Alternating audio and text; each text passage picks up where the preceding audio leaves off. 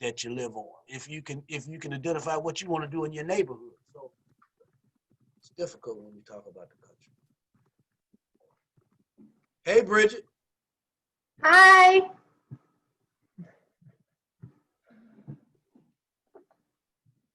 So John, does the college supply those masks?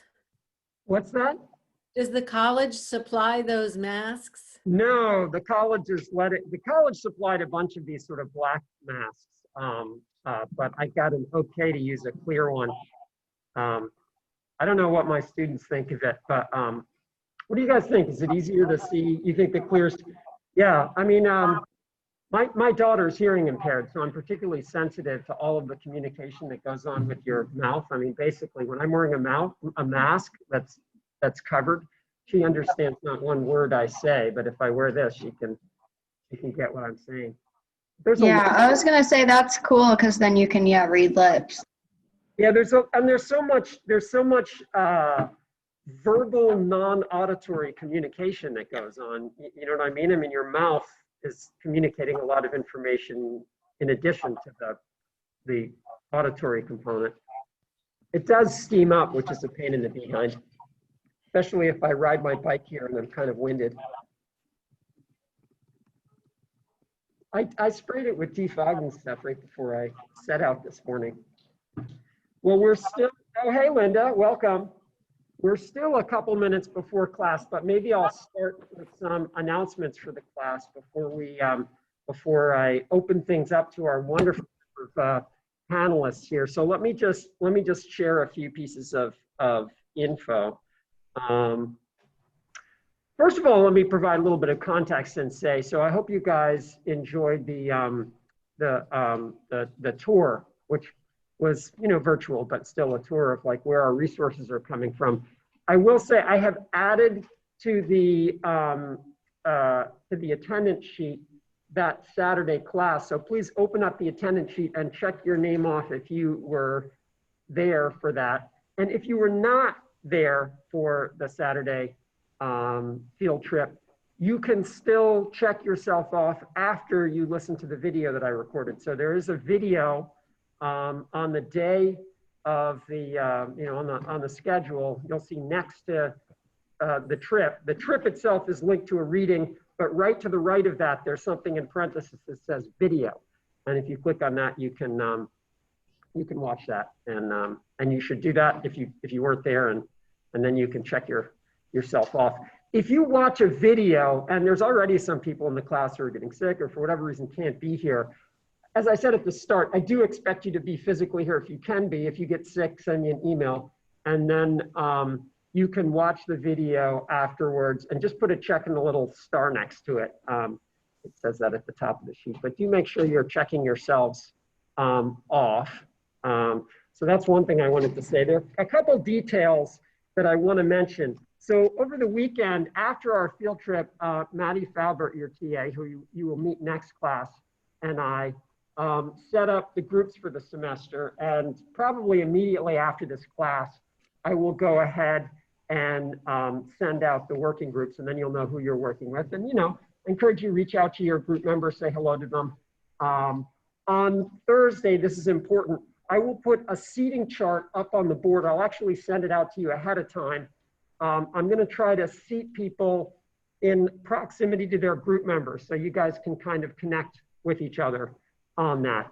And I'll talk more about the quiz on Thursday as well. But everyone, so there are 10 different groups, and everyone within each group has either letter A, B, C, or D assigned to them. And for the quiz this weekend, there's a partner section. Again, I'll talk more about that on Thursday. I don't want to get bogged down in it right now. But member A will take the partner section of the quiz with member B, and member C will take it with D within your group. So if you're in group 10 and you're group member A, you're taking it with your fellow group member 10 who's B. That doesn't make sense to you. It'll make more sense to you, but I'm just giving you a heads up on that part of it. A couple other details before we get started. So again, come in, I'll send out the schematic ahead of time. Come in and be prepared to sort of find your spot. Everyone will have an assigned seat so that you can be near your group. Yeah, the other thing I wanted to say is, as I think almost all of you have been working hard on your footprint assignment, yeah, do make sure you finish that by the end of the day. Today, the reason it's due today is so that I can like work up the data and show you graphs of like what our class distribution is, and that'll be part of the discussion on Thursday, which is why it's important that it come in today. Okay, great. Any questions on any of that? Yes.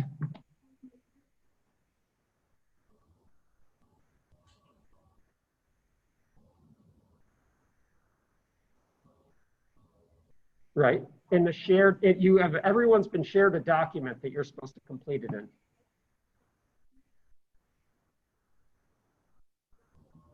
Yeah, I gave everyone commenting access, which means if you write in it, it should just show up in a different color. It's possible that I know I made a mistake with at least one of you where you didn't end up with commenting access. So if you really don't have that, just send me an email and I'll fix it. Do you have that problem too?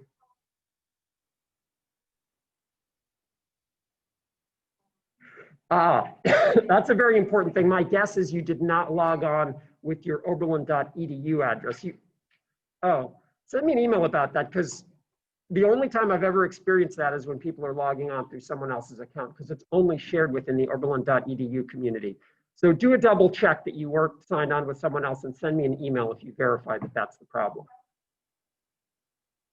Yeah, try it again and then send me an email. We'll fix it. But that's the only time I've seen that happen, is when people are on through someone else's account, and it's only shared in Oberlin. So, okay, cool. All right, well, good that there are no other questions, because I really want to launch into today's panel. We have a set of highly distinguished members of the Oberlin community, all of whom are engaged in very important work around issues of sustainability with us today. I'm going to introduce them pretty briefly after I give context, but the first thing I want to do is help them to understand who they're with. I'm going to do a little tour of the class.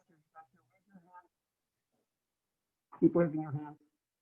There we go. So you guys now know who you're talking to. This is Environmental Studies 101, a fine group of Oberlin students, most of whom are first years, quite a few second years as well. So for them, for many of them, this is really their first experience with Oberlin. And to provide our guests with a little bit of context, we've been talking so far in the semester about systems, about feedback in systems, but some of the basics of kind of rules of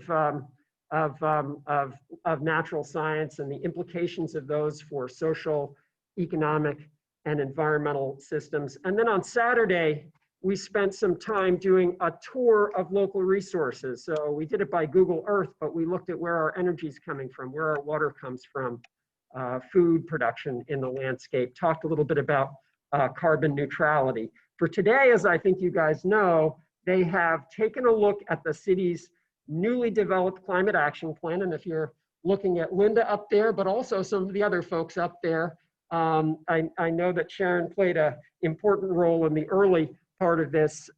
Linda's the principal person who put together the city's climate action plan. So that's, there are two Lindas up there. That's Linda Arbogast. Linda Slocum is chair of the city council in the city of Oberlin. So I think you're in your third term now, is that right? Yes. Third term as a city councilor. So that's our governance system here in Oberlin, Ohio, is we elect the citizens of Oberlin, elect city council members, and they write the laws that govern how we operate in the city. And we have a very progressive city government that has made climate action planning a high priority and hired Linda Arbogast to oversee that climate action planning. Another very important member of our panel here is Greg Jones, who is the energy advocate for Oberlin. He works for a nonprofit organization called Power, providing Oberlin with energy responsibly.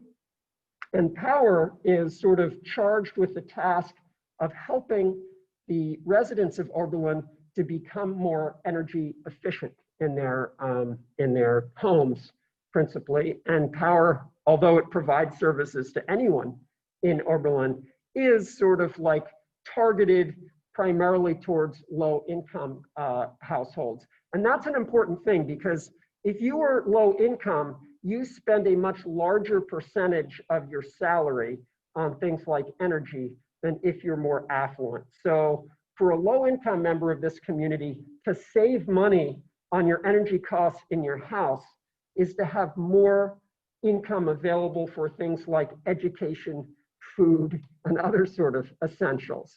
So, you know, I think the creation of power was really kind of a recognition by members of this community that this sort of like supposed trade-off between the environment and economics is actually 180 degrees out of alignment. If you want to address issues of poverty, you need to address issues of energy efficiency because that's something that's going to help low-income people live better lives if you do a good job of addressing energy issues. I'm very pleased too to have Bridget Flynn here today. So our panelists are mostly representing the city of Oberlin, but Bridget is the sustainability coordinator for Oberlin College. So her job is to sort of, you know, broadly help us implement the sustainability plan, which they also read for today, by the way. So they read the 2015 update to the college's sustainability plan. So those documents are all sort of context for our discussion today. I'm sort of doing a little bit of a spontaneous introduction. Let me say a couple more things about some of our members here. So Linda Slocum actually worked for the college for a number of years. I think you were editor of publications, is that right? Of Oberlin College Press. Yeah, Oberlin College Press. And Linda also has played a real leadership role in the local League of Women Voters chapter. So that's another piece of her history. Each of these guys will get a chance to say more about themselves, but I'm going to say a little bit now. Sharon, lifelong resident of Oberlin. I think you spent a little bit of time outside of Oberlin in your life, but born, raised here, worked for the city for many years, worked for an organization called the Oberlin Project. You read a short piece by David Orr that sort of referenced the Oberlin Project, which Sharon worked for. Sharon was elected to, it was 3 terms as on city council. Is that true? 3 terms on city council. She's off city council right now and working in Lorraine on transportation issues. So she'll tell us a little bit more about that. Linda has an interesting background. She actually spent a good deal of her professional life working for the Peace Corps. In Oberlin, she was the director of Oberlin Community Services for many years, which is the organization just south of us, just south of J House, that basically is a food pantry for low-income residents of Oberlin, but also provides a host of other services. Power is actually housed within Oberlin Community Services. So they are sort of a organization within that larger organization. And Linda can talk a little bit about that. And Bridget is the youngest member of our panel here. So probably the person closest to you folks in terms of, you know, this being a relatively early job out of Oberlin and one that she's now spent quite a few years in and done quite a bit to help us move forward on our environmental goals at Oberlin. Okay, so I did my introduction before before providing the context for the overall panel. What I want to say before I turn things over to our panel members is all of you, especially at this point in our history, are probably going to live in several different places, right? So probably you spent much of your life in a place or a few places before coming to Oberlin. You're going to spend 4 years here, at least most of you, in Oberlin, Ohio. This is a great place to think about the issue of place, to put some roots down here. We know that most of you are going to pick up those roots and put them down someplace else. But learning how to engage with community, learning how to become part of community and to work with the rest of the community to achieve goals is a very important thing. And Oberlin is actually a great place to begin doing that. So part of my goal today is, and also last weekend, is to give you a much stronger place of this place. Today's panelists, I think, are going to give you a better sense of the kinds of things that are going on right now in this place, and hopefully inspire you to think a little bit about opportunities for you to engage in this place while you're here. Like I say, you may be here for a limited period of time, but the skills you can learn, particularly in this small community, where individuals really can make a big difference, are potentially very, very powerful to you in whatever community you end up in next. I mean, I don't want to refer to Oberlin as a petri dish, but it is wonderful in the sense that it is a small community where change can happen relatively rapidly and individuals can make a big difference. And students engaging in the community in a respectful way, in a way that that recognizes the sort of co-creation of knowledge and skills, have had a very important influence on this community and do wonderful things for this community. I'm sure you're aware that there are town-gown tensions, as there often are in any community, but from my vantage point, as someone who also engages deeply in this community, there's enormous collaboration. There's a lot of gabbing about sort of town-gown negativity, but the reality is, from my vantage point, I see enormous amounts of collaboration, very positive collaboration, and we sink or swim together, Oberlin College and the larger community. You know, whether people gripe about it sometimes or not, we are completely mutually dependent on each other.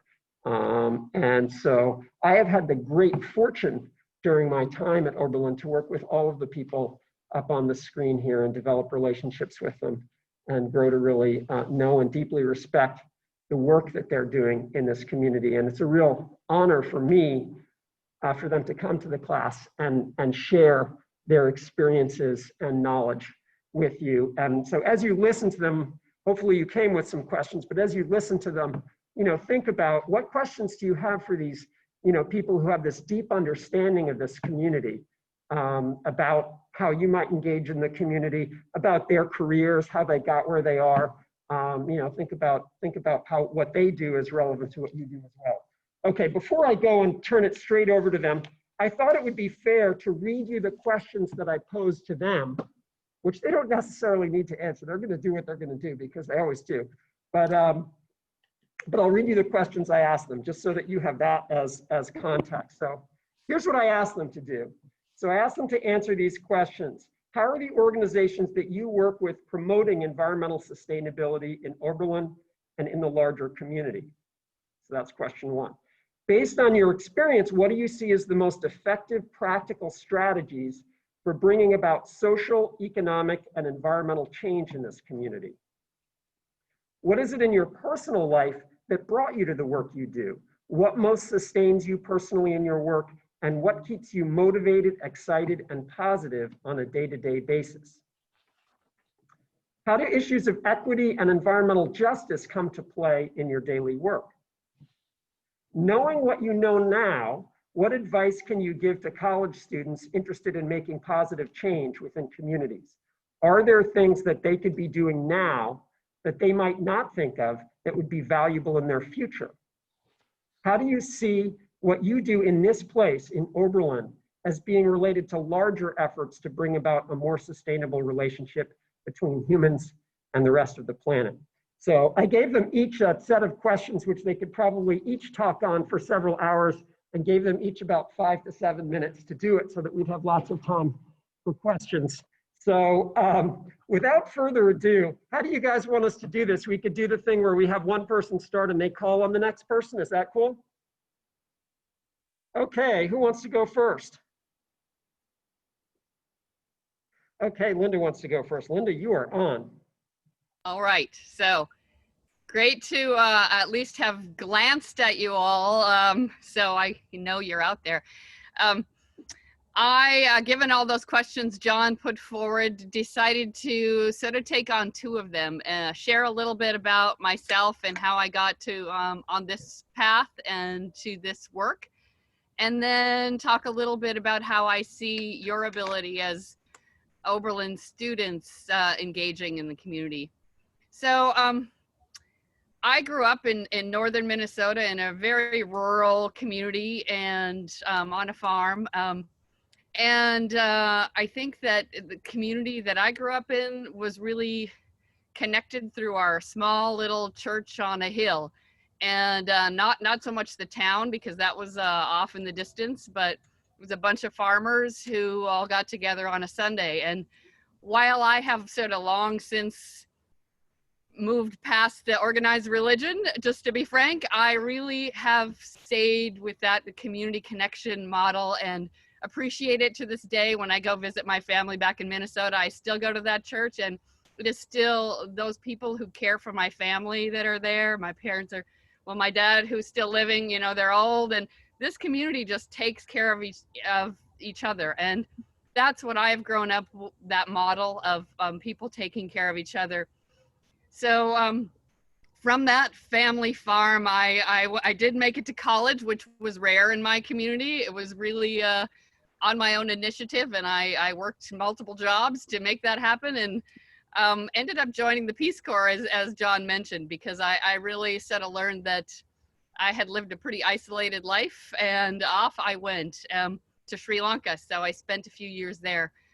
The rest of my time in Southeast Asia, which was about 7 years, was working in the nonprofit sector. So I worked with other nonprofits like Save the Children, International Rescue Committee, kind of throughout Asia and Southeast Asia. Really preferring to work in the remote sort of village communities, similar to what I grew up in. And I know it's totally cliche, but the more time I spent in those communities, the more I realized that their small communities were a lot like the one that I grew up in, where people learn to take care of each other. I did end up going back to grad school, got a degree in international administration, have worked a lot in social services. My whole sort of ethos was I wanted to be doing the work that I felt was most critical at the time. Having gotten married and then having kids, it was a lot more difficult to just keep moving from place to place. My family and I landed here about 17 years ago, and it was a choice. It was a place that my husband knew and said, you know, you might really like Oberlin. I had felt like I didn't want to come back to the Midwest. I felt like I was pretty stifling sort of culturally, but when I landed in Oberlin and I was looking around, I thought, what a great place to raise kids, because it is a diverse community, a lot of thought, but it really engaged people. My first job was working at the college at the Bonner Center for Service and Learning, and I worked with students like you who had work study, and I was able to put them out in community organizations throughout Oberlin and also Greater Lorain County. So helping students connect to their community, because as John said, you all will be here for 4 years, and to think that this is just where you go to college, this isn't your community, I think that is not really true. 4 years is a pretty significant amount of time statistically for young people to be in one place. So I encourage you to think of Oberlin as your new community. I did 5 years ago go back and work with Peace Corps as a country director, and my motivation for doing that was that I was determined to bring my kids abroad to live overseas prior to them going off to college. My greatest goal in that was to work in the environmental sector, because I started to see that this really was the critical area we all needed to focus on. And I was in Guyana, South America, and started an environmental sector so that the volunteers coming there could work in rural, remote communities and help those villages start looking at the issues in their communities, whether it was water, food, transportation. Well, in coming back to Oberlin, those are the same issues that we are working on now. And I also believe that you all have an opportunity to work on all of those issues. My office is the Office of Sustainability, and it is currently an office of one. But the reality is I work with students in a variety of capacities. I work with community members, like all of those that you see on this panel. And there are so many people in different committees engaged. But in terms of student interactions, I work with 101 groups. I have an honor student I'm working with. I work with a sustainability intern in the summer who we pay directly. There are a lot of opportunities to engage in that climate action plan that John said you all had a chance to review. And I know it's 65 pages, so I doubt too many of you read it cover to cover, but I hope you do engage with it some more. So I think my time is up. I look forward to engaging with as many of you as possible, and best of luck in the remaining time for you in Oberlin. Thanks. Linda, you're going to tag the next person, but before you do that, I'll just mention Linda's current intern was a student in this class last fall. So that could be you in the future. Yep. I would like to tag Sharon Pearson. Thank you, Linda. So one of the accomplishments that John did not mention that I'm very proud about is my work with the community voices and the environmental dashboard and helping to build that out. So I'm very happy about that.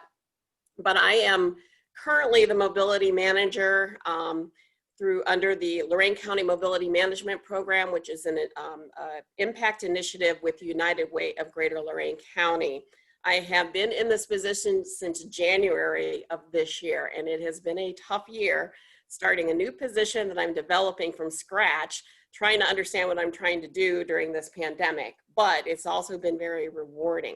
So my job is to look at promoting transportation options that exist throughout Lorain County, and to specifically look at the gaps and unmet needs as it relates to seniors and people with disabilities and low income people.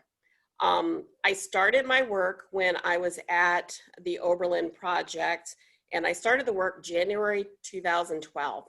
At the time, I knew absolutely nothing about transportation. So I read and I learned and I talked with experts and eventually was able to meet up with people like Bridget, who had the same passion for transportation, for sustainable transportation as I did. And that's how I got, how I learned what I'm doing now. The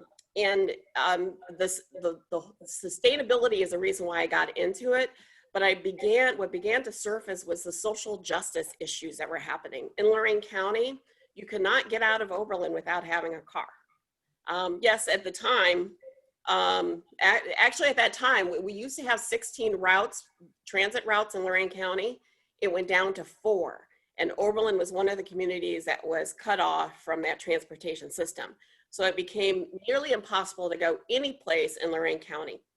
Because unfortunately, even though Oberlin has a lot of things that small communities do not have, it doesn't have everything. And one of the common connections that people in Oberlin really need and want is a connection to Cleveland. That is huge. And so we are missing that. Now, yes, Oberlin College and other people have come together to try to solve some of those issues, but it's still not where we really want it or need it, especially people are working in Cleveland, because we have over 50,000 people in Lorain County that travel to Cleveland every single day, and most of them are doing it in their own individual cars. So, that's a little bit about why I really, got started and interested.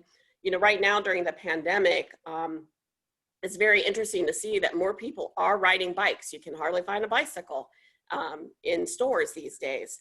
And that, walking is also something, just because of that social distancing that people want during this pandemic. But what I've come to find out that even though I started leaning toward the social justice piece of transportation, what I've seen come back around is the sustainability piece. This past Friday, I attended the Northern Ohio Area Coordinating Agency, which is our metropolitan planning organization that's in downtown Cleveland.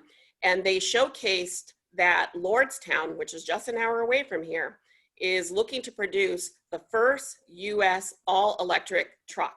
It's amazing. If you have not seen the video on this, they're looking to release it second quarter next year. So that's very, very exciting. not only for Ohio, but also what it can, the studies that people can do in, because they're looking at universities and colleges to get involved in this process as well. So that's what I'm starting to see. In fact, NOACA even talked about through all of their transportation efforts, they're looking at equality and they're also looking at sustainability. Those are the two main themes that are coming out in their presentation. But even though my work right now takes place throughout the whole Lorain County, one of the projects that I'm very proud that I'm going to be working on pretty soon, and many of you are all the first to hear this, I told John in an email, is that I am going to be starting working on a melon project with Tanya Boster from the Bonner Center on a dialogue regarding transportation in Oberlin. We kind of have these three main entities in Oberlin that all are kind of doing their own thing with transportation. We have Oberlin College that has a transportation system. We have the city of Oberlin that is working on transportation. We have Kendall at Oberlin that also has transportation. Oberlin is, in my opinion, a little bit too small to have these three different systems. They're using these gas guzzling kind of mechanisms to transport people. So we want to start a dialogue on what are the opportunities for these entities to try to come together. It's not impossible. It's not that we can't do it. It's a means of us having a conversation to figure out what we can do by working together. Because I know that Oberlin College and Kendall both have interest in going into the Cleveland area. So that project is to, dialogue project is going to start in January, and we are going to be having roundtables. So just want to give you a heads up about that opportunity, and I'm very excited about it. But I also want to tell you about something that I'm learning right now, because of when you're building these systems, it's very important to include people. And I'm learning about what's called human-centered design, where you're actually working with people in order to design systems. A lot of times, you know, we see a need, we fix a problem, but just because we address that problem, it does not necessarily mean that people are going to use it if it doesn't fit what they need. And so this is a very interesting concept that I'm learning through an organization called ideo.org, where they really look at issues of sustainability and equality and dealing with poor, vulnerable populations in order to get this work done. I learned this through a grant that I was applying for. We did not get that grant, but I want to apply these kind of methods in the work that I'm doing regarding transportation, so that it is a system that works for everyone. So that's just a little bit about me. I didn't go into too much depth because I think John did a great job at doing my introduction, that I just wanted to tell you a little bit more about the work that I'm doing and how passionate I am about it. And just really excited to continue this work and look forward to the efforts that are going to come as a result of this. So that's it. And I guess my next person I'm going to pick is Linda Slocum. Hey, thanks, Sharon. I was thinking maybe I'd be picked last, because I don't know if it's better to go first or last, or I guess I'm in the middle, so that's great. Thanks, Sharon, and it's fun to hear you talking. So, and thanks for the invitation to come here. It's nice to talk to students, even if it's through this strange, unusual means. We've been holding our city council meetings by Zoom too, so I'm somewhat familiar with it.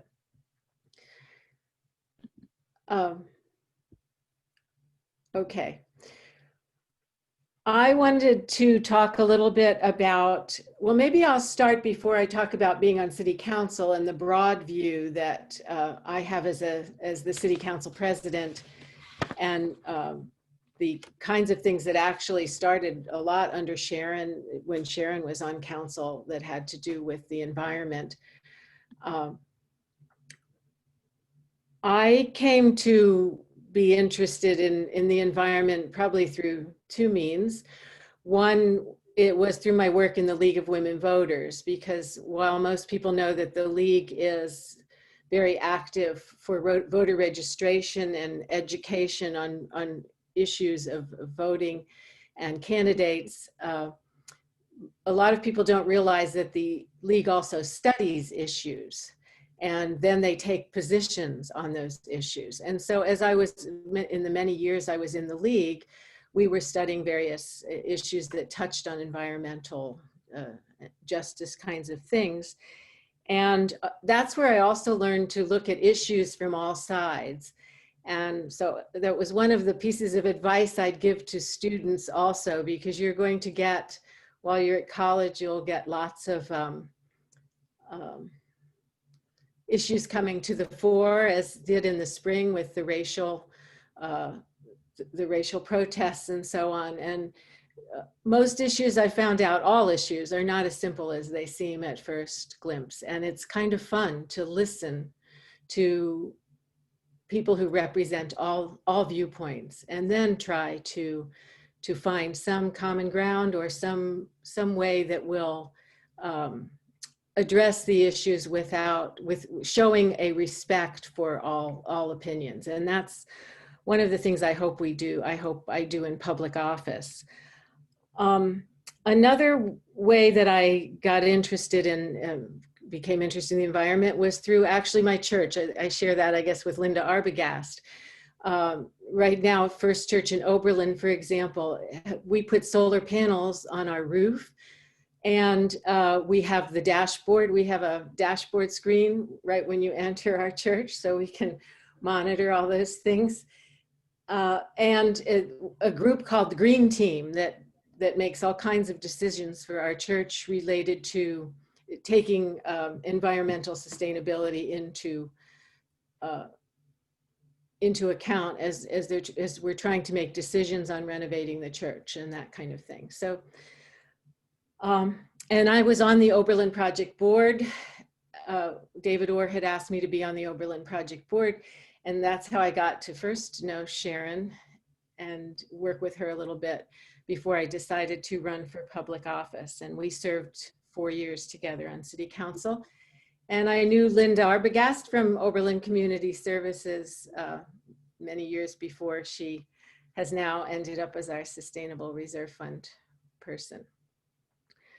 So I would say with city council, we are very lucky to have this climate action plan, which is kind of our guidebook for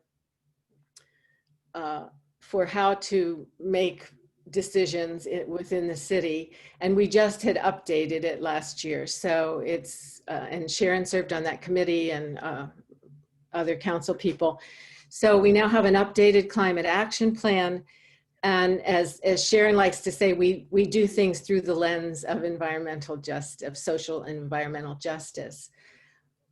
And combined with that, this spring, we adopted a resolution that on racism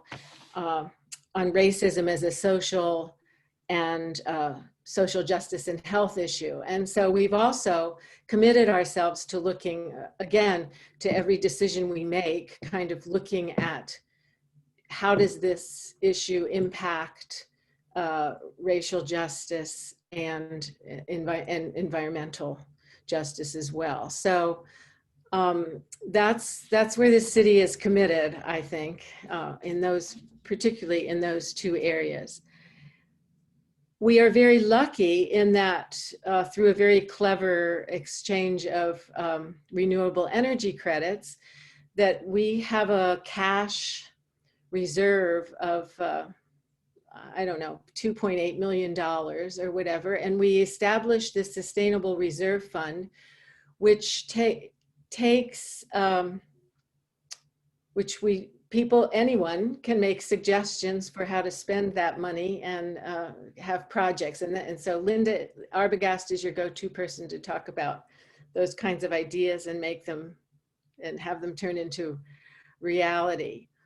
And we're very sensitive with that money, because there was a large part of our Oberlin population that when we announced that we had you know, we had this money, this renewable energy credit money that said, well, let's just have a reduction on everyone's electric bill every month, and we'll just use it up.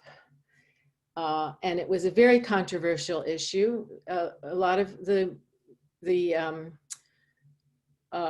those with lower income in the city wanted that monthly benefit on their energy bill, and we actually decided in the end. There was an election. It was on the ballot, and the public decided to keep it as one big fund. But it makes us very, very conscious of the fact that we want to use that money wisely so that it will reduce the energy use all around, so that money that we are spending less on electricity and other utilities. Transportation is a big issue for us also. We have right now what we call we're starting to work on an active transportation plan.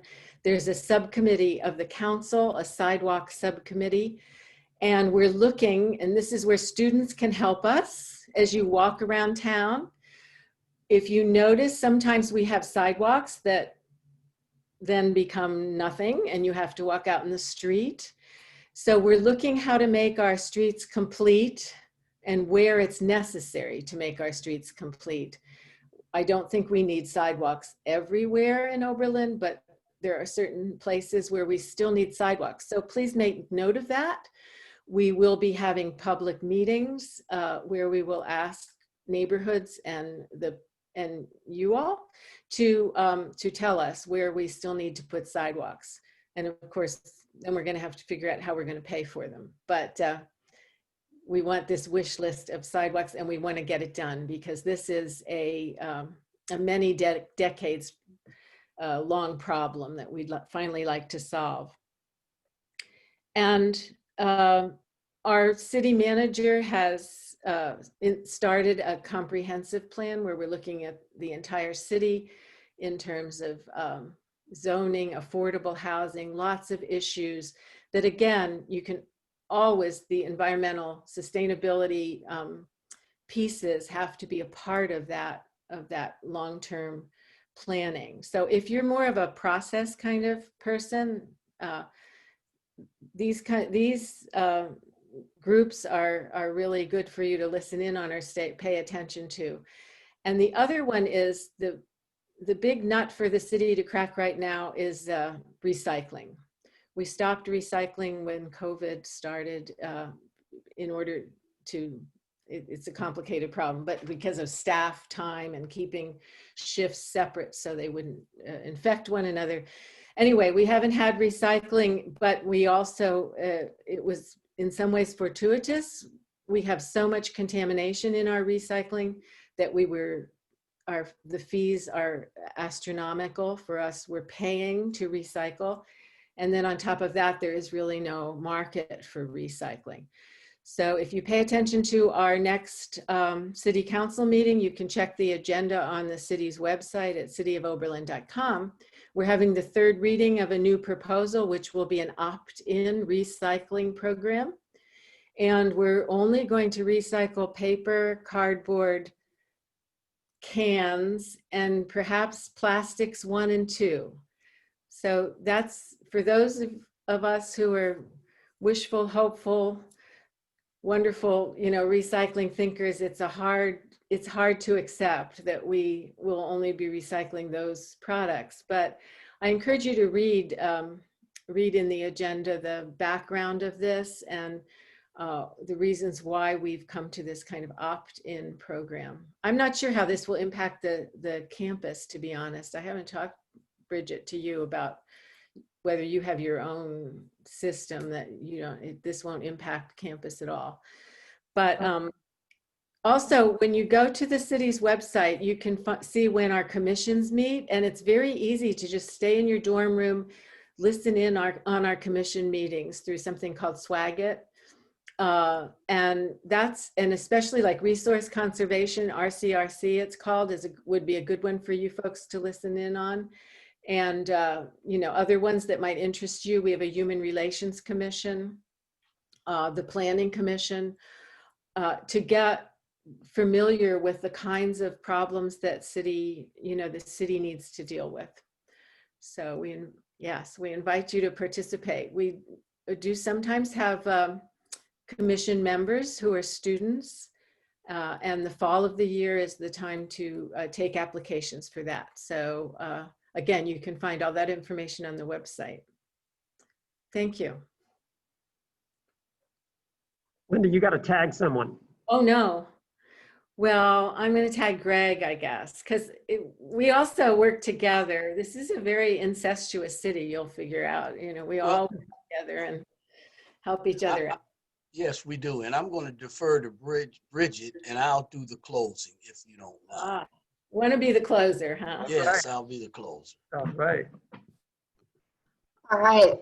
Well, thank you. So as John mentioned, I'm the sustainability manager for the college.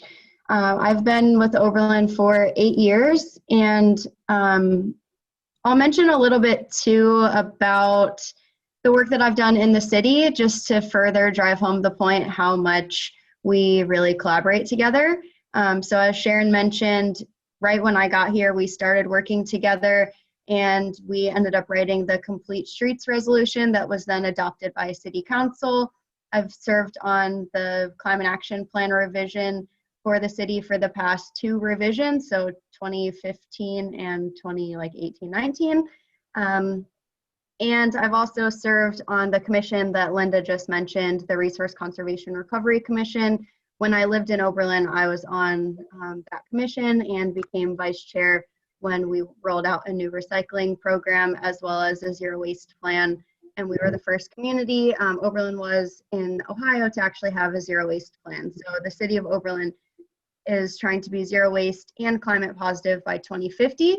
And my work at the college, like I mentioned, we work on our carbon neutrality commitment. So we plan to be carbon neutral by 2025. So my office was created in 2006, which is the same year that we signed that carbon neutrality commitment, which also includes a whole host of sustainability initiatives. So it's not just energy, but we look at waste and transportation and education for sustainability. So half of my office, we have 3 people, 3 staff people, and lots of students who we work with. So our 2 staff people, Megan and Joel, really work more on the energy side of things, and then I work more on behavior, engagement, policy, waste, and transportation, which is, again, a lot of the things that I work with many of the people on this panel on. I'll also mention another cool thing. So Cindy France, a professor in psychology, and I also teach a course on community-based social marketing, so using social psychology methodology for behavior change on sustainability, and there's a lot of one-on-one groups, so we might end up working with you at some point. I have so many notes, and there's so much to say, as John mentioned, with all of the great questions that he asked, and I'll try to just summarize some of the things that I want to communicate to you guys. So I guess the first thing is John asked us a little bit about how we work on environmental sustainability in Oberlin, and again, my full-time job is to work on sustainability in Oberlin, but I think what's important to recognize too, as it relates to our Oberlin community, is that the college's efforts on sustainability also impact the cities. So it isn't inwardly focused at all. So that Sustainable Reserve Fund that Linda mentioned, part of that was paid for by the college through a complicated process, but basically we work together to purchase green electricity. So that is just one really awesome example of how the city's goals and the college's goals are met often together and in partnership. So like I said, we've worked on a lot of things together, and the college's greenhouse gas emissions count in the city's greenhouse gas emissions. So again, we have a very mutual interest in working together. So our carbon neutrality commitment is sooner than the cities. So the quicker that we are able to achieve carbon neutrality, the better the city is in moving forward too. And we can learn a lot as, you know, a smaller campus that can also influence both the city and, you know, other campuses. And a big part of what I actually do is talk with other campuses. So we have researchers from all over the world reaching out about programs and you know, things that we're doing here. And it's really awesome that, you know, instead of being competitive to one another, we really try to help each other a lot. So you know, my office is very well connected to other sustainability offices and students doing sustainability work across the nation and sometimes even different places in other countries in the world. So we really do try to work together and share success stories and challenges and even offer recommendations. So like maybe Oberlin has done something first and we can share with them, you know, like here's all the things that worked, but if we were to do it again, I would recommend you do it this way. So that's actually a pretty fun piece of what we get to do. And then before President Kryslov left his presidency, he signed the resilience commitment. And that's been a really exciting thing that we've been able to work on over the past few years as well. So the carbon commitment was really about taking climate action leadership in higher education and basically saying climate change is happening and we need to figure out how to reduce carbon emissions so that less climate change will happen. And then, you know, now we've seen, okay, climate change is happening and it's not just enough to reduce our emissions, but also deal with the impacts that we're seeing of climate change. So that's what our resilience commitment is really trying to get us to do, is to be resilient in the face of a changing climate. And that again is very broad. So it's not just about, you know, hurricanes, which is not an issue for our area, but, you know, what makes our communities vulnerable. And that includes a lot of the issues that my fellow panelists have brought up about lack of transportation, lack of resources, lack of, you know, mobility or income to be able to buy supplies that they might need in, you know, different events. So it was actually really interesting when this pandemic hit about some of the work that we've already done together about sharing buildings in the case of, you know, either power outages or, you know, a tree falling on a building, or in the case of this pandemic, we talked to the Cleveland Clinic about housing patients if, you know, it came to that. So some of that work was already happening through this planning process, and that was kind of cool to see. So I'll mention a little bit about how I came to this work. So in college, I began studying environmental science, and I realized just because you were studying the environment didn't mean that you necessarily cared about it. So I ended up actually creating an individualized major in environmental ethics, which allowed me to take classes in multiple different departments and really ask a lot of questions about, you know, how do we strengthen the human environment interaction? What kind of ethics do we need to have to get people to care about both the natural environment and, you know, just the environment around them, so the other beings that inhabit the planet? So really, it was a lot focused on sustainability, but that wasn't quite the buzzword that it is now. So I graduated in 2011 from Indiana University. I also had a double major in religious studies and a minor in sociology. And then this May, I graduated from Case Western's Weatherhead School of Management with a master's in positive organization development and change. And I think one thing I want to note about that is that, you know, as much as we're talking about many of the positive things that, you know, successes that we've had, you know, this work is really hard and it is really daunting. And sometimes you are going to be very bummed out and just sad and upset and depressed about, you know, thinking about these big issues. And I just want to say, as like an adult speaking to you, that like we get really bummed out too. And like it does suck. And I think, you know, you don't have to be positive about it all the time. But I do think you have a responsibility and just strategically to integrate renewal into your life. So find, you know, people talk about self-care. And, I think in a business context, maybe calling it renewal is a little bit easier to understand, but there's a lot of behavior science and management science about renewal, and that leaders are better when they're able to take care of themselves. So I think it's very important to do those kind of things. And, I think all of us have different practices that allow us to be successful leaders and to move past those feelings of, just the daunting problems that we're facing. So I'm sure we could all talk about what those things are. And if you're curious, maybe that can be a question later. But I think the other thing I want to maybe leave with you is when John asked about practical strategies for addressing sustainability challenges, I think the thing that I would really want to communicate is to find what you like and what you're good at and do that. So it doesn't have to be, you don't have to become a biologist. You don't have to become a writer. If those are what you like, do that. But, people can do environmental art. You can get involved in so many different ways, whether, you're passionate about anti-racism work or sexual health or religious or anti-religious endeavors. Just start doing things. Find out what you're good at. Find out what you like. And, you can just start contributing to your community in those ways and, figure out where that takes you, especially when you're young. I would encourage you to dabble as much as possible and just find out, what those things are that you like and not feel that you need to necessarily take a certain direction, because most of us have pretty circuitous routes. As, Sharon mentioned, she didn't get into transportation work until 2012.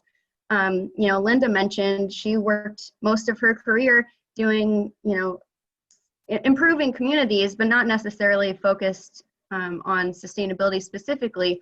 So, we have all come to this work in very different ways. So I would just encourage you to do the things that you're passionate about or that, you think you're good at or want to be doing, and then figure out how you can answer the problems that, you want to address through the things that you like. So whether that's, marketing or social media or zero waste or whatever it is, just do, more of those things. And again, just get involved and take advantage of, there's so many opportunities in Oberlin. I moved here from Chicago, and I would have never guessed I would be writing city policy and serving on a commission at, 23 years old or however old I was when I moved here. There really are so many opportunities, and people here want to see change. They want you to get plugged in, and they want to help you have a good college experience and, develop skills to be able to be successful in, the rest of your life after here. So again, I would just encourage you to get involved, whatever that looks like. Even if it's not sustainability specifically. Like, to me, sustainability is about just living on this planet together into the future in a thriving way. So there's a lot of different things that you can do to contribute to that. So I think I'll try to end there. Thanks. Well, hello, gang. I'm going to close it out, I guess.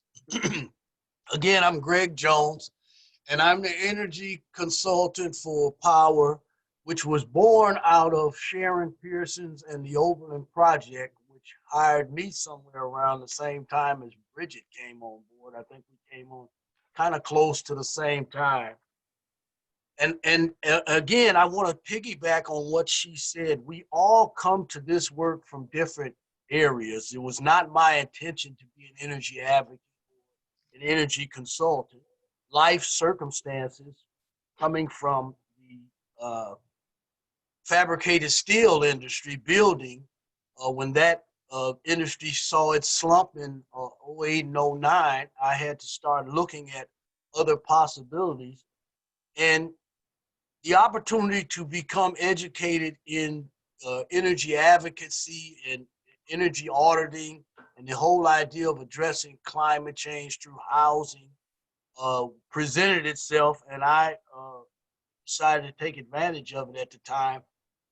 Cuyahoga Community College and took those classes there, wound up taking more at LCC, being hired by the Everblue company, who trained energy auditors on all types of energy efficiency work, including solar and whatnot. So just being educated in those areas, I never assumed that I would wind up here at Oberlin College and in Oberlin doing energy efficiency work, but it's the work that I love now. And I am so rewarded with what I do every day, particularly in this unique environment of Oberlin. As I said, I've been here enough years now to where I've visited over 500 houses. I've sat and talked with individuals at their kitchen table over coffee while we're preparing to have their homes audited, analyzed, and with the super help now with the sustainable reserve funds that Linda Arbogast is providing. I'm not only able to address the needs of the house with the client, but we're also able now to help in participating in having that work done through the funds that's available to us now. So we've evolved a lot from the time that I was walking around with Sharon in door to door. Twice I've walked this town and knocked on the doors of every house here to encourage the homeowners to be more involved with energy efficiency and to allow power to do what it does. I have to say also, it's a blessing to be in the Oberlin Community Services building, where we not only are able to help the low to moderate income, but we help everybody in power. No one is excluded from getting some form of attention to their homes living in the city of Oberlin. We address every home with their issues. We are trying to expand what we do in those areas to aggressively deal with problems that are not just weatherization problems. Homes have many other problems that we would like to in the future address. But my ability to be in those homes also opened up the possibility for me to address needs that may come through Oberlin Community Service, electrical problems, paying your gas bills, food insecurity.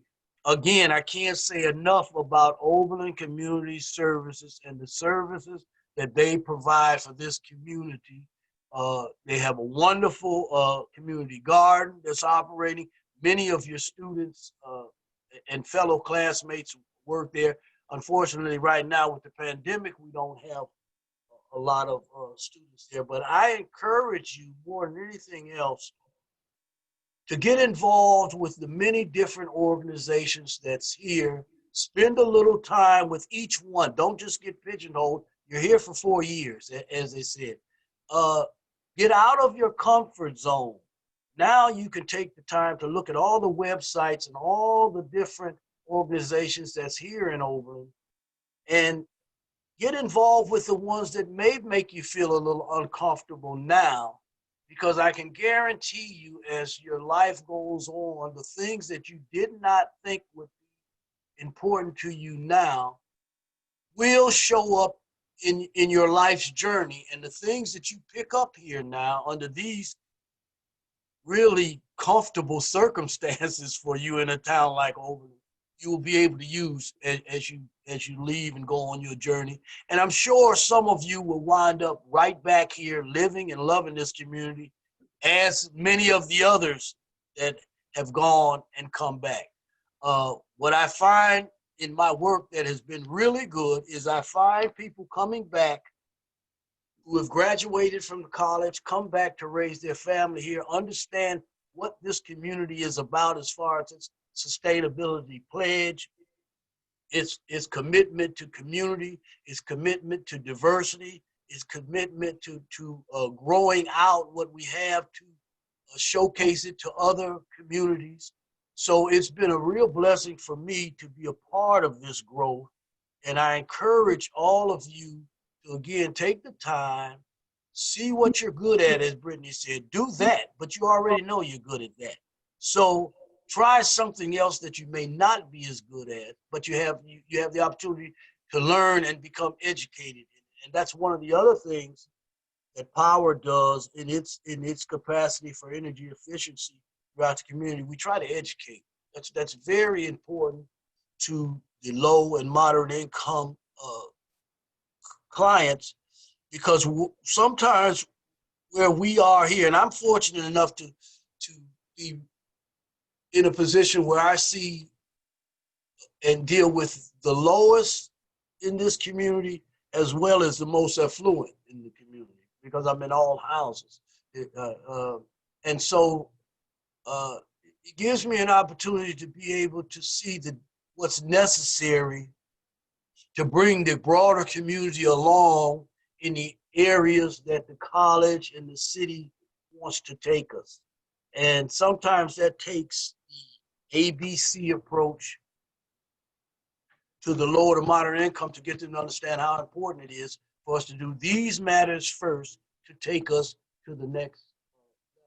And I think that was what was important in the decision to allow the funds from the Sustainable Reserve Fund to be used in ways that could give us more bang out of our buck rather than just the monthly payout that we would have gotten. And although what we're doing now as far as assisting in getting work done in houses is new, we still have a lot of ways to go to tweak it and get it to be more efficient.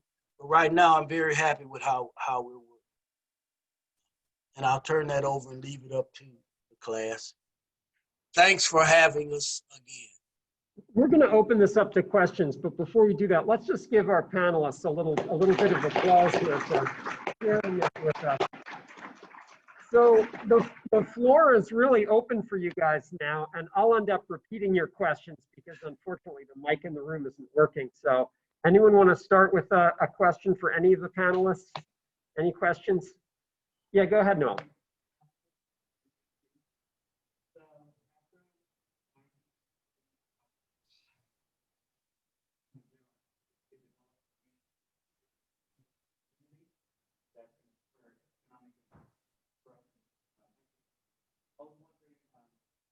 In addition to creating a green system, I was wondering if within the building project is retrofitting existing buildings. Okay, so Noel is directing this question towards, I assume you guys didn't hear any of that, is that true? Okay, so this question is being directed towards Sharon, and it's a question about green infrastructure and the focus of the Oberlin project on green infrastructure. And the question is really, I think, focused on the extent to which the city has thought and is prioritizing, renovation retrofit of the existing system as opposed to new system. Is that reasonably closer? Yeah.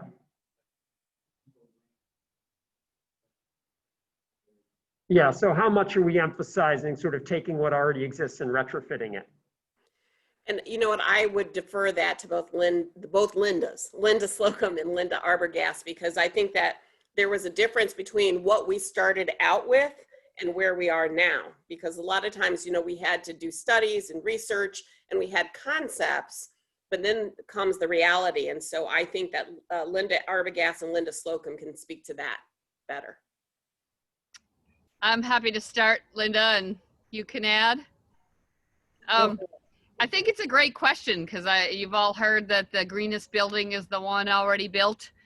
Well, yes and no, because some of those old buildings have some real issues, and the city does happen to have some of those old buildings. In fact, we have 2 city halls downtown, which we called old and new, and they both have some significant heating and cooling issues.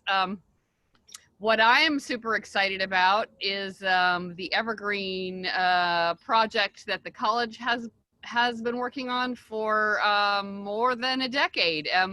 It is a thermal heating project that will renovate all of the Oberlin College buildings, but has the ability to include community spaces as well with a thermal heating system.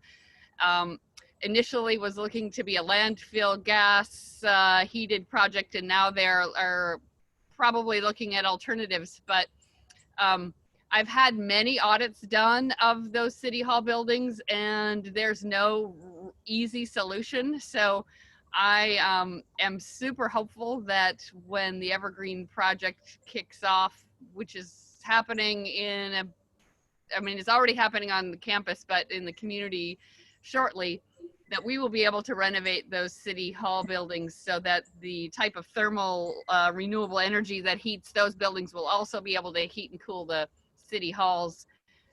And we're also looking at putting solar panels on many of the roofs of the city buildings. So I would say, to answer your question, renovation is more what we're looking at for city buildings at this time. Linda, any additional thoughts there? I think that sounded great. Thank you. All right. Other questions? Yes. Alyssa, right? Okay,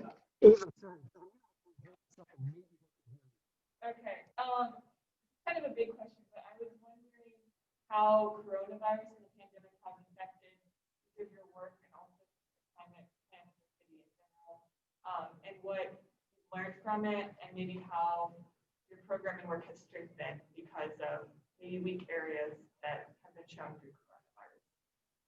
Were you guys able to hear that? No. No, okay. I'll repeat the question. It was a great question about how your work has shifted as a result of coronavirus. And specifically, what, if anything, people have learned in your work and might be able to use constructively. Am I getting it close enough, and sort of thinking forward based on this experience?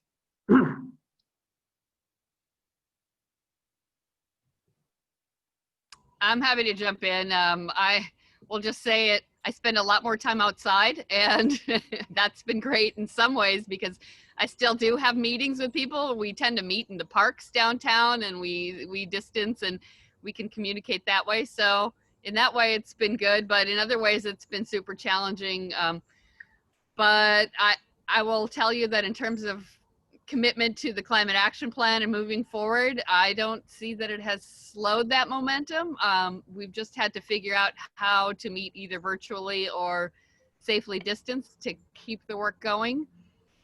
And I'll let others jump in. Let me say that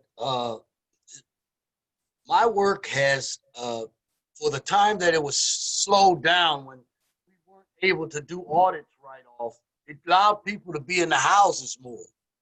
And now that we're back on, I'm busier than ever because people have had a chance to be locked up in their houses. And so they find all the little issues that they are now able to address. So for that, with audits being free and no cost now, and that opportunity presents itself, I'm finding that I'm not having a problem getting work done on their house right now, or at least take a look at me allowing the auditor team, and we're all all the restraints that's necessary before going into a house. I think the process is a lot quicker now, and people are much more receptive to the idea of getting their homes secure and winterized. So for that, it's been a working in progress.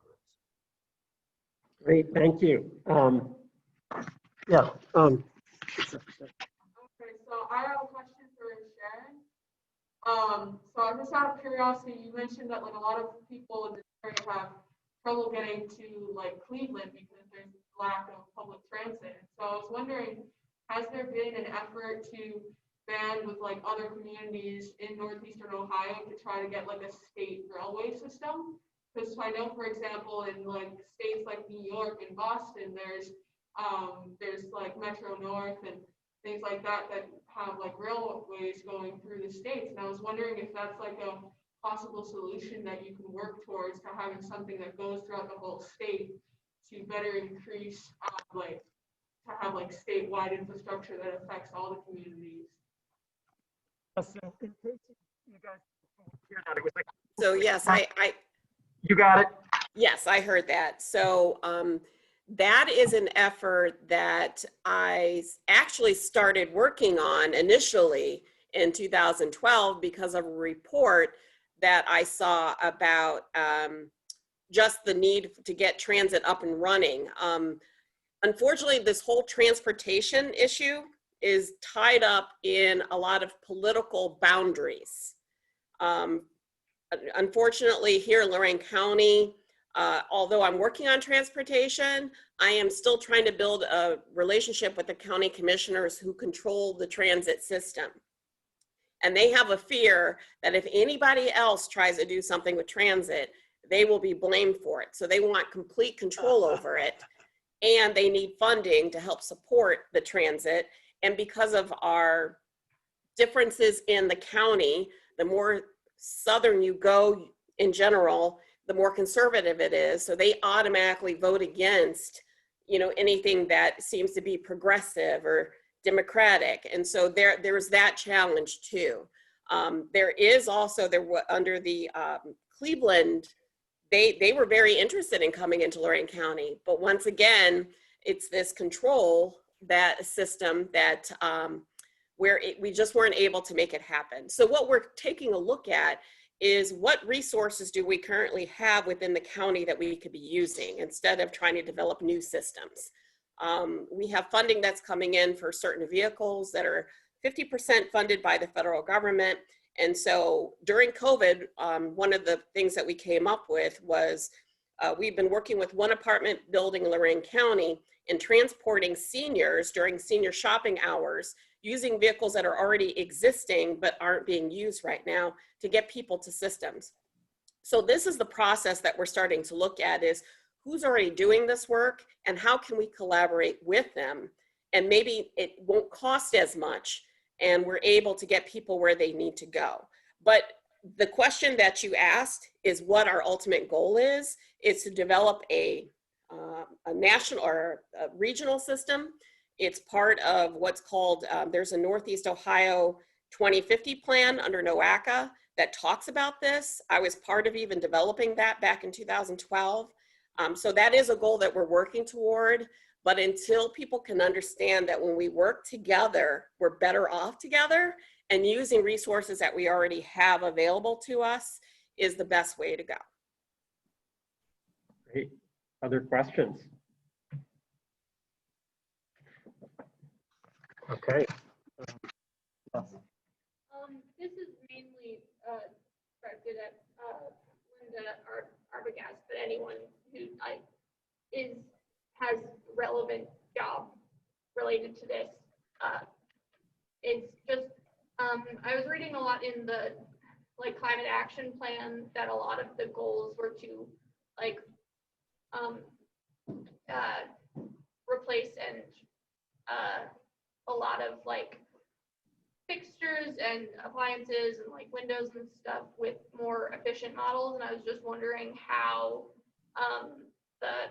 how people are planning to balance the increased efficiency with the sort of waste generated with replacing things, and obviously as more efficient things come out, how the balance is to what is more sustainable and more efficient to replace at what times. Linda, did you talk about it? Excellent question. So there are 113 strategies at the end of that report that we're working on, just to put in some context. But what you're describing, we have a program that we contract with a group called Efficiency Smart. And as Greg mentioned, we also contract with Power, providing Oberlin with efficiency responsibly. So both of those groups do the work that you're describing. So if Efficiency Smart will go into a business or a nonprofit building, including churches in town, and audit those buildings in the sense of looking at where the efficiencies can make sense. So, and that is done free of charge, well, through the contract that the city has with Efficiency Smart. And then post audit, they will give a report to that entity and help them see, you know, what the efficiencies are, but then also where they can get rebates back through the program. So that that I think is the best way for the larger buildings in town to go, because they're not going to tell you to replace all your windows if the payback is, you know, too long to make any sense. And then residentially, power is doing a similar kind of work.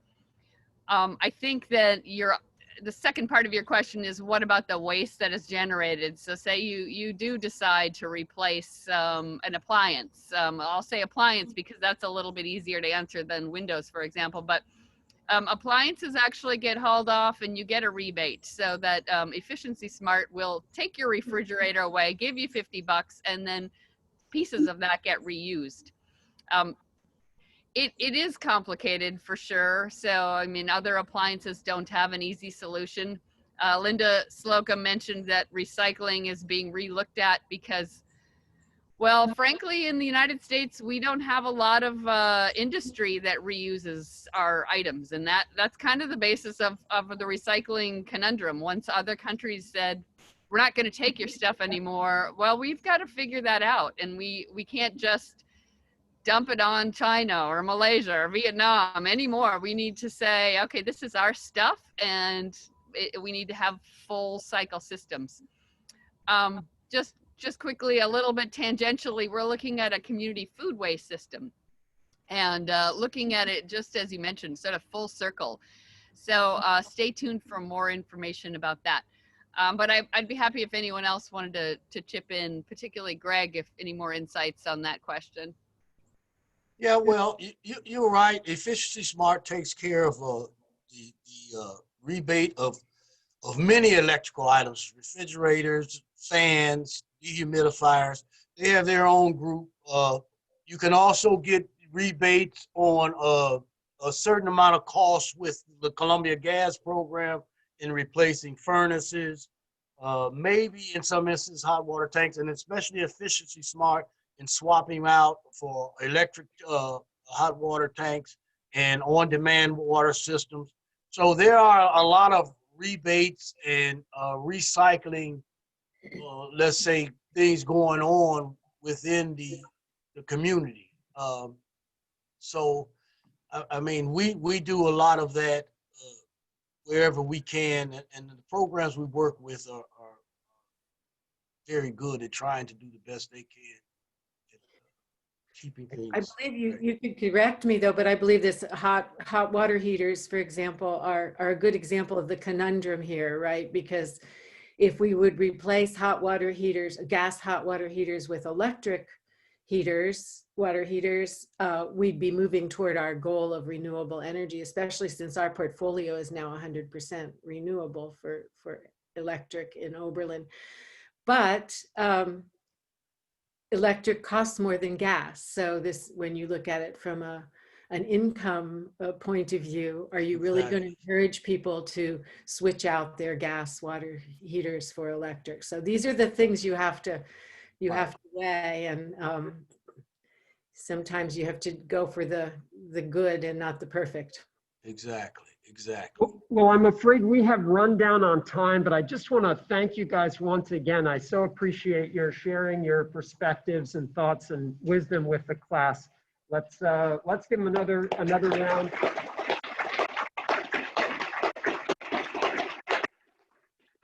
And hopefully next year we'll be seeing you in person here. All right, thanks again. Thank you. Thank you. Bye-bye. Thank you. Bye, guys. Take care, guys.